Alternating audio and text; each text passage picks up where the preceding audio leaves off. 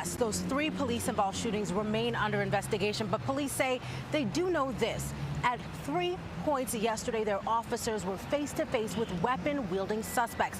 And at a time when they are trying to reduce crime rates, the availability of weapons remains a concern. We know that we're turning around an ocean liner of violence that is really pervasive throughout the country, but we're trending in the right direction. Mayor Eric Adams reassuring the public after a busy day for the NYPD. Police believe their officers were left with no choice but to open fire in 3 incidents across the city Thursday, all within less than 7 hours. The first with the handgun, second with the knife, and a third with an air gun that resembled the pistol. In Bed-Stuy, Brooklyn, just after 1 in the afternoon, officers responding to a potential burglary found themselves in a narrow hallway with a 78-year-old man who was armed. Chief of Department Jeff Madry says it's unclear why the man charged towards the officers. The 78-year-old man was fatally shot. Officers were put in a life-and-death situation, and the elderly male lost his life today. It's very tough.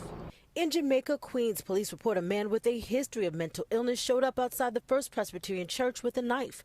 First, a church security guard stepped in and stopping maybe this male getting into that location and causing more damage. The suspect stabbed the security guard, and according to the NYPD, when their officers arrived, the knife-wielding man moved towards them, refusing to drop the weapon.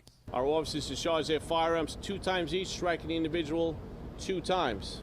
And just before 8 Thursday evening in the Kingsbridge neighborhood of the Bronx, police were called in after a man was seen waving a gun at people, including children. Investigators say an officer was able to shoot the gun out of the suspect's hand after he pointed the weapon at police. During a briefing Friday afternoon, New York City's deputy mayor for public safety said all 3 police-involved shootings are under investigation, adding while shooting incidents have declined across the city so far this year compared to last year. The bottom line here is that there are just too many weapons on our streets. And during today's public safety briefing, we also learned that ahead of the summer months, the NYPD will focus on 29 neighborhoods where they will deploy extra resources to combat violence.